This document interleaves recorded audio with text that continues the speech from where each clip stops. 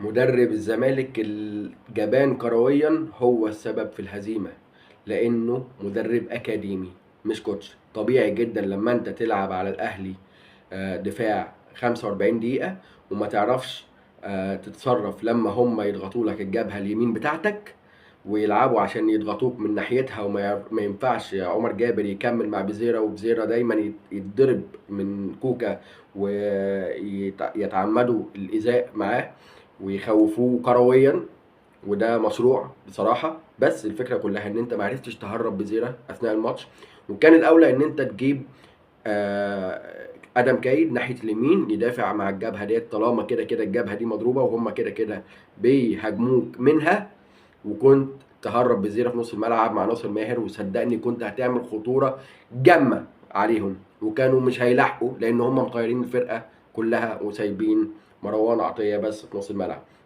مدرب الزمالك الجبان كرويا لازم لازم لازم حد يتكلم معاه لو هو هيستمر في الزمالك، ويفهمه ان شكلك بقى واضح ولعبك بقى واضح بطريقه واضحه ومفهومه ومعروفه ان انت بتلعب على بزيره، وان انت بتحاول تهربه في كل ماتش. بس اي فرقه هتهاجمك وعندها فهم الكرة هتهاجمك من ناحيه اليمين، هتخلي الجبهه بتاعته تموت ومفيش حد بيكمل معاه ومش هيعرف يعمل حاجه وهتخسره مع انه افضل لعيب في الزمالك.